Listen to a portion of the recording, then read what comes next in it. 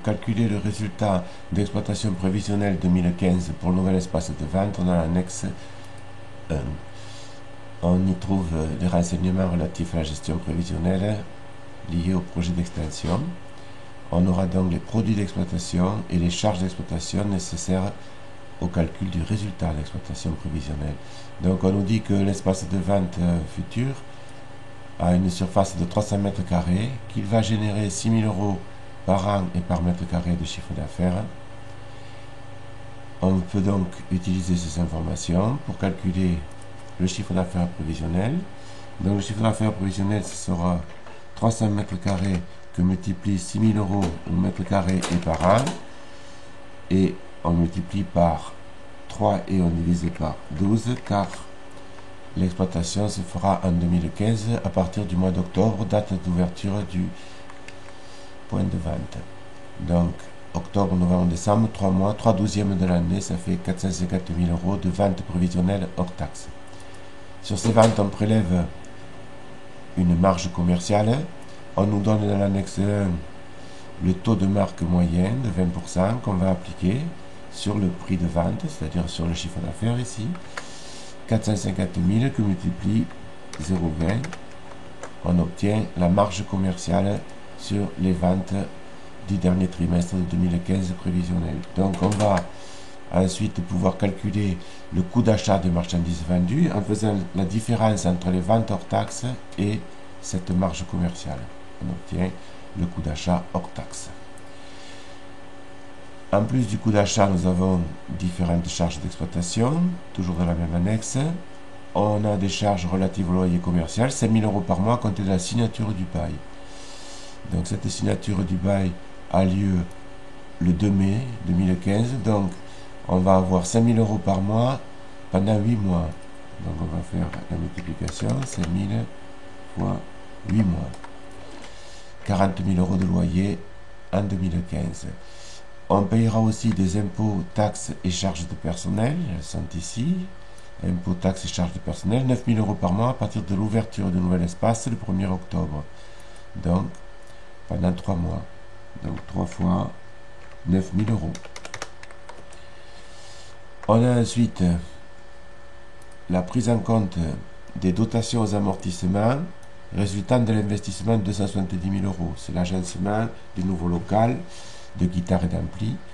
Ces agencements sont amortissables en linéaire sur 5 ans dès le 1er septembre 2015, donc sur 4 mois, septembre, octobre, novembre, décembre. On va tenir compte de ces amortissements. Donc, la dotation aux amortissements, c'est une charge calculée. Alors, c'est l'investissement que divise le nombre d'années. 270 000 € sur 5 ans d'amortissement, ça fera 54 000 € par an d'annuité d'amortissement complète. La première année, on fera une annuité pro rata temporis, car on amortira à partir du 1er septembre, donc 4 mois. Ça fera 54 000 € que multiplie 4 douzièmes. Donc la première annuité pro rata temporis ne sera que de 18 000 €. Enfin, les frais de banque et d'assurance sont mentionnés aussi. Ils sont relatifs à l'emprunt. Ils sont de 1820 €. On les inclut, 1820 €. Voilà, on a fait l'inventaire de toutes les charges. Les ventes hors taxes sont de 450 000 et toutes les charges sont ici. Donc on va faire la différence entre les ventes hors taxes moins la somme de toutes les charges qui commencent du coût d'achat au coût d'achat et qui terminent frais de banque. Ça fait donc un résultat d'exploitation de 3 180 € prévisionnel pour 2015, c'est-à-dire à partir du 1er octobre 2015 jusqu'au 31 décembre 2015. On doit ensuite analyser la situation financière de l'entreprise avant l'extension du point de vente en déterminant fonds de roulement net global, besoin fonds de roulement et trésorerie. On fera ensuite un commentaire. Donc, le fonds de roulement net global se calcule en prenant les ressources stables ici, et en soustrayant l'actif immobilisé ici à l'actif.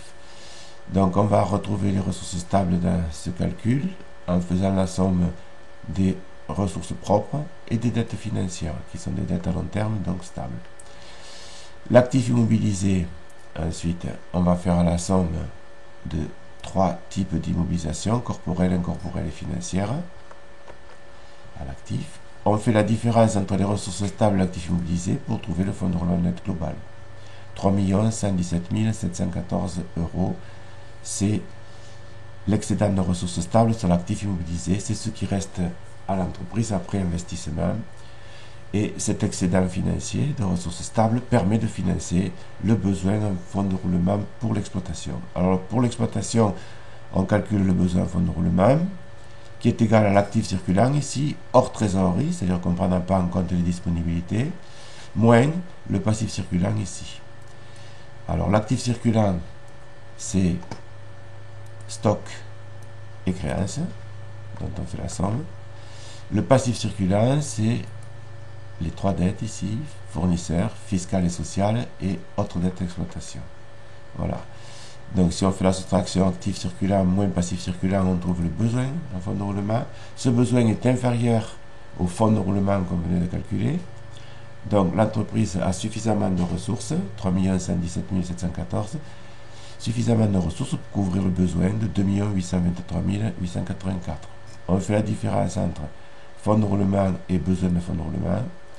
Ça fait 3 117 714 moins 2 823 884. On trouve la trésorerie nette qui est de 293 830 euros. L'entreprise a une trésorerie excédentaire et relativement abondante, qu'on retrouve dans le bilan à l'actif ici, au bas de l'actif circulant, 293 830 euros. Cette trésorerie permettra de contribuer au financement du local, du nouveau local de guitare et d'ampli. On nous demande ensuite de présenter les 4 lignes du tableau d'amortissement de l'emprunt. Donc cet emprunt va être contracté pour financer le nouveau local.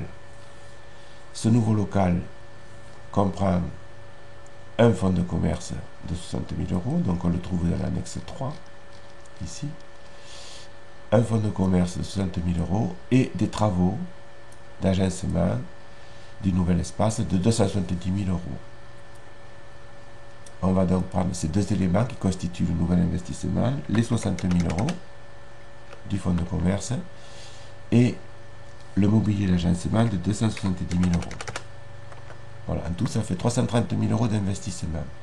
Cet investissement, donc ce nouveau local qu'on achète et les travaux qu'on y réalise, cet investissement est financé par autofinancement, donc avec des moyens propres de l'entreprise pour 20%, donc 20% de 330 000.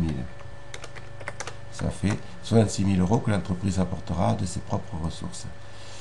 Et ensuite, on complète avec un emprunt pour 80% de l'investissement, c'est-à-dire 80% de 830 000, pardon, 80% de 330 000,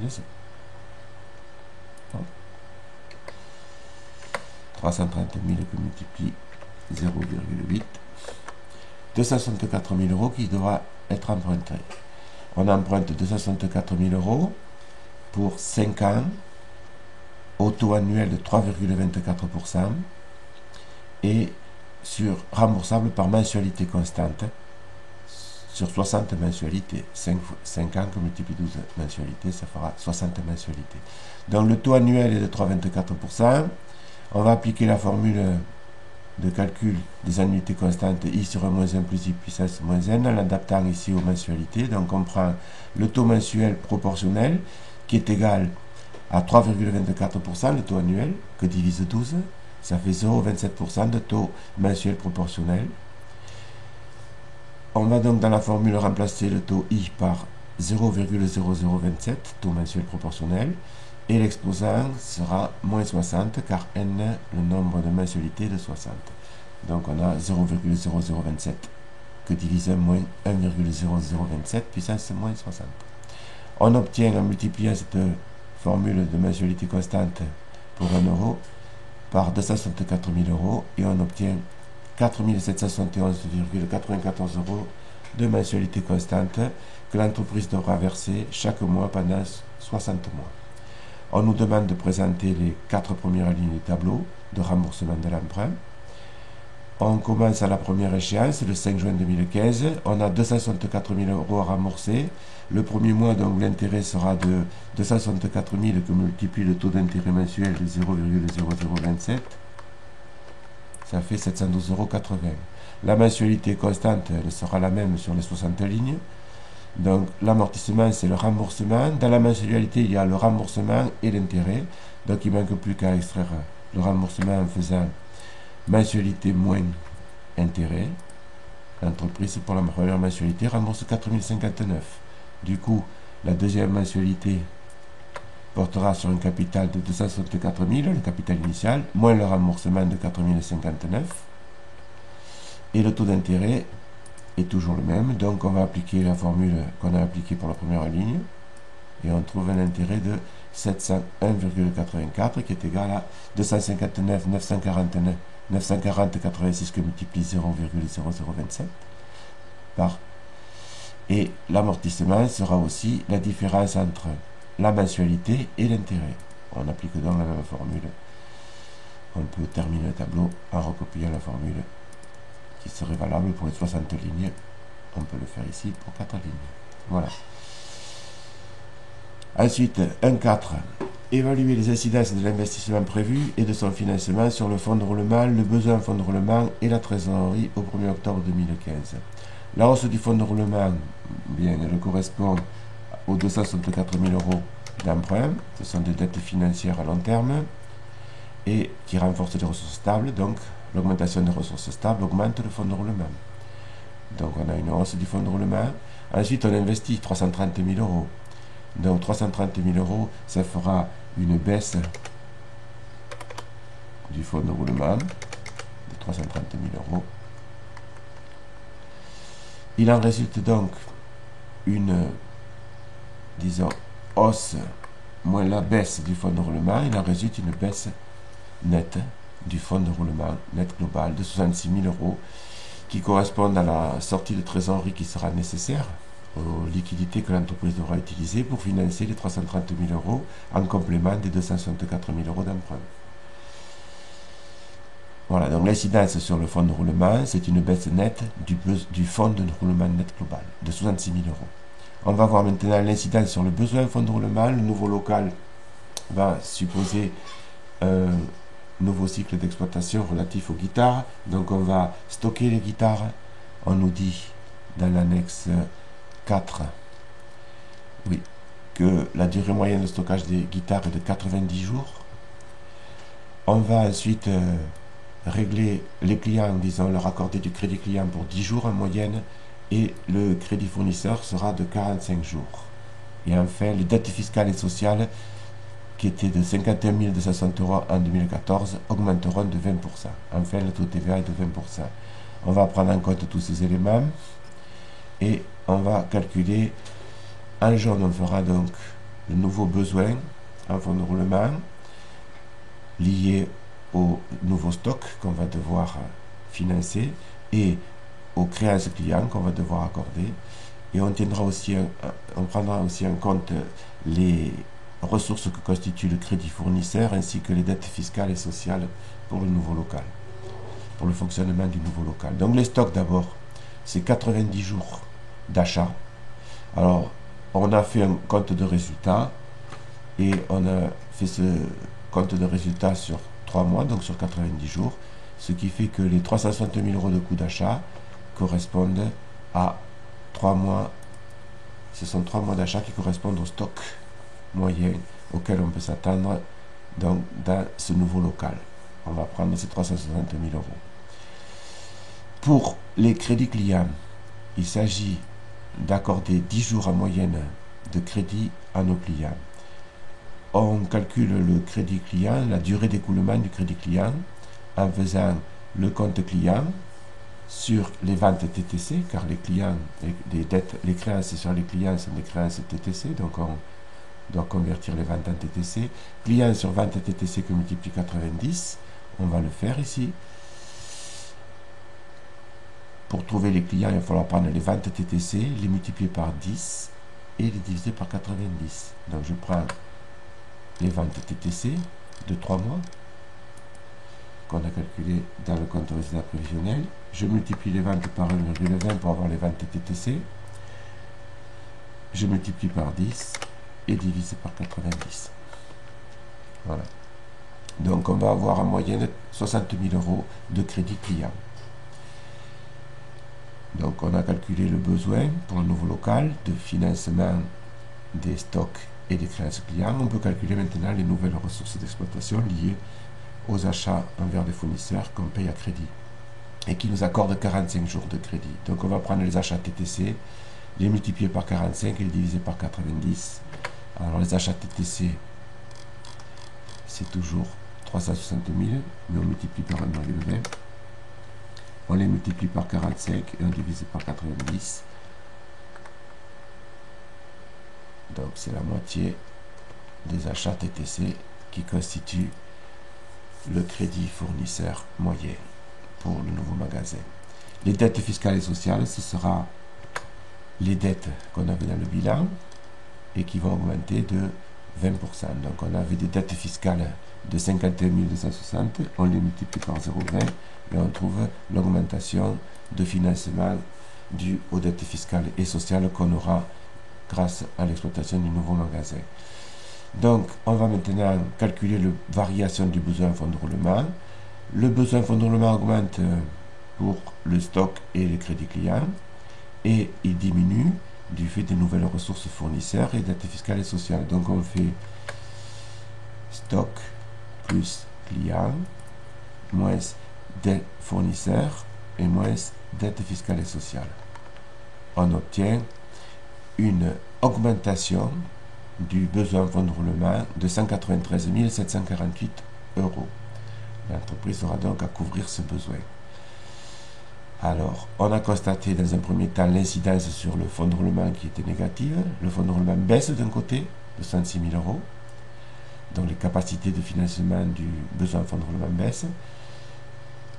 Et le fonds de roulement augmente par ailleurs. Donc, cette baisse du fonds de roulement et cette hausse du besoin, on les additionne pour trouver la baisse de trésorerie qui sera ainsi engendrée. Donc on a comme incidence sur la trésorerie une baisse qui est égale à la baisse du fonds de roulement associée à la hausse du besoin dans le fonds de roulement. Ce qui fait 259 748 euros de baisse de la trésorerie attendue du fait de cet investissement dans le nouveau local. Si on regarde l'ancien bilan, bien qu'il soit de fin 2014, on constate qu'on avait 293 830 euros de disponibilité, donc on devrait pouvoir faire face à cette baisse de la trésorerie de 259 000, qui est inférieure à 293. Voilà. Ensuite, il fallait déterminer la durée nécessaire pour préparer l'ouverture du nouvel espace commercial en, disons, faisant un ordonnancement des tâches qui nous était donné dans l'annexe suivante. Voilà, ici, l'annexe 5 indiquait les tâches préalables à l'ouverture du nouvel espace de vente, guitare et ampli. Donc, on pouvait faire un graphe MEPM, un graphe perte ou un graphe Gantt. Donc ici, on a le graphe MEPM qui montre que on doit réaliser le projet en 14 semaines et que le chemin critique est formé de tâches A, B, C, D, F et H. Voilà.